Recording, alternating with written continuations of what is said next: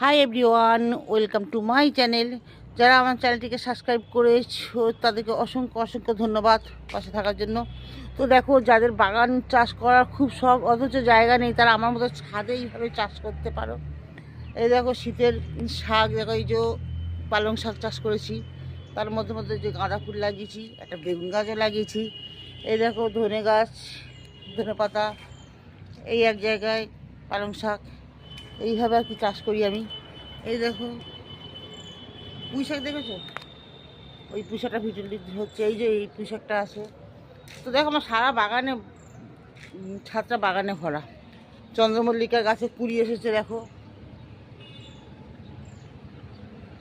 তো এইভাবে সবাই চাষ করবে, ছাদটা বা বেকার ফেলে রাখবে কেন?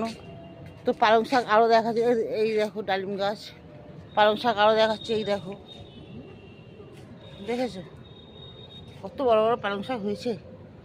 এই যে লেবু গাছ, আর ওই যে আমার বদমাস